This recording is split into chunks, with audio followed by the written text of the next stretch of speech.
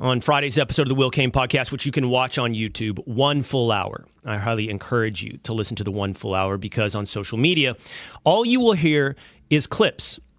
Clips like the following when I asked Dwayne how he felt about his endorsement in 2020 of Joe Biden and how he felt about the state of America. Listen. Are you happy that you made that endorsement in 2020? Are you happy with the state of America? Am I happy with the state of America right now? Well, that answer is no. Do I believe we're going to get better? I believe in that. I'm an optimistic guy, and I believe we can get better. The endorsement that I made years ago with Biden was one I thought was the best decision for me at that time. And I thought back then, when we talk about, hey, I'm in this position where I have some influence, and it's my job then. I felt like that then. It's my job now to exercise my influence and share with this is who I'm going to endorse. Am I going to do that again this year? That answer is no. Let's start with cynicism. Let's start with what that conversation has been turned into. The headlines screamed on Friday, Saturday, Sunday, and even this morning today in outlets like Vanity Fair that Dwayne "The Rock" Johnson regrets endorsing Joe Biden. That characterization, that distillation of our 1 hour conversation has been treated with a community note on X. He did not say to me that he regrets endorsing Joe Biden. He did say he regrets making any political endorsement. It has been turned into every headline screaming he regrets endorsing Joe Biden. So much so that outlets like The View played that clip to the response of an overwhelming chorus of boos towards The Rock from those sitting in attendance before Whoopi Goldberg and Joy Behar. Joy Behar going on to say, should we care about celebrity endorsements? Apparently lacking any self-awareness that the entire show, The View, is based upon the idea that something matters because it's said by a celebrity. But I also think there's many who are treating this moment with cynicism in that they are saying The Rock is simply doing this because now it's good for business. He's now involved in WWE. He now wants a more conservative audience. And I can't tell you another man's motivations. I can't tell you why. There was no further conversations behind the scenes besides those which you see on camera that would have shed light on that conversation. But I can't peer into someone else's soul. But I can tell you, even if that cynicism is warranted, even if Joe Biden wasn't rejected by The Rock, even if Dwayne Johnson doesn't regret endorsing Joe Biden, it is notable. It is important. I'm going to tell you why, as now you listen to a little more of Dwayne's explanation as to why he will not make an endorsement in 2024. But I also realized that what that caused back then was something that tears me up in my guts back then and now, which is division. And that got me. And I didn't realize it then. I just thought, hey, our country feels like there's a lot of unrest. It feels like I would like things to calm down. Maybe we need a change. This is what I'm going to do, and this is who I'm going to endorse.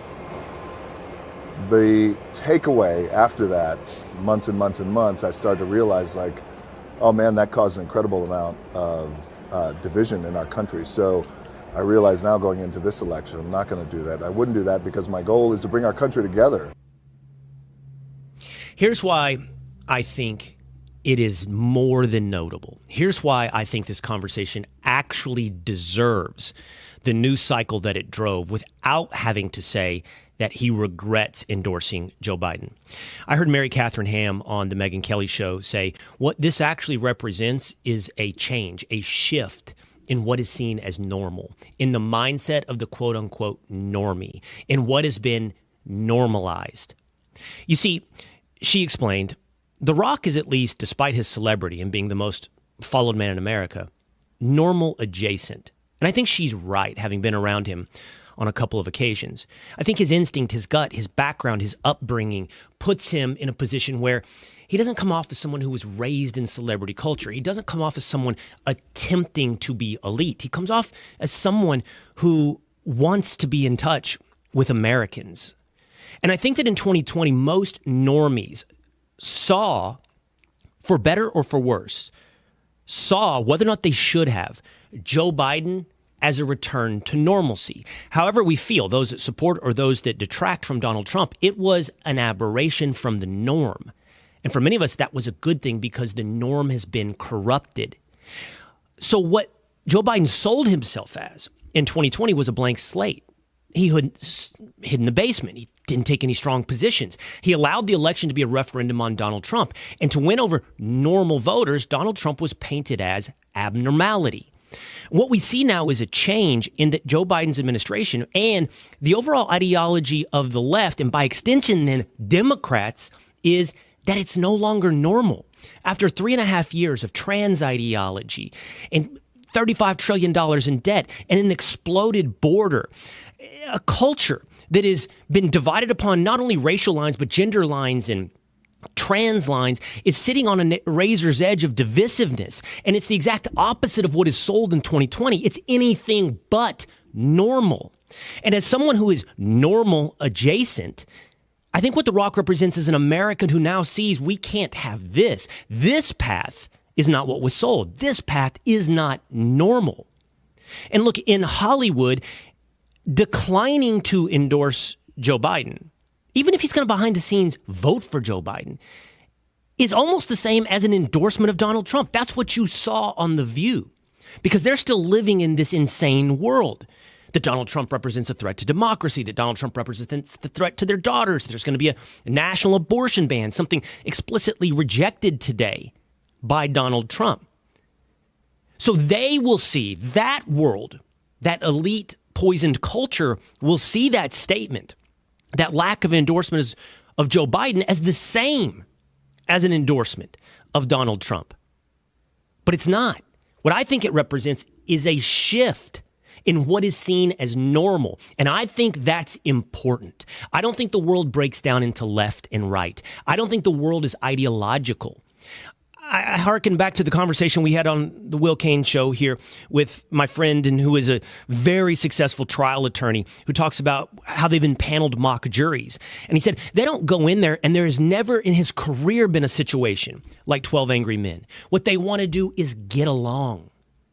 And the first person that takes a strong stand defines the jury. Game, set, match within 5 minutes. The first person who plants a flag dictates the opinions of the remaining 10 or 11, because they will fall in line with their instinct to get along, to be normal. And what we're seeing is, importantly, a shift in what is seen as normal. And by that token, I would also say, therefore, the cynicism that The Rock could be doing this for business is also important, because business saw that what was good for business was to embrace Joe Biden. That's what has been normal in America. But we're seeing a shift away from that now. Even if it's not a true believer, even if it has nothing to do with ideology, even if it seems to be measuring the pulse of America, it shows a shift in what is normal in America. And because of that, I think this moment is incredibly important. I think what we heard from Dwayne "The Rock" Johnson deserves the nation's attention over the past 72 hours. I think it represents a deep and important, if not ideological, change in what is normal in America. I encourage you, go listen to the full hour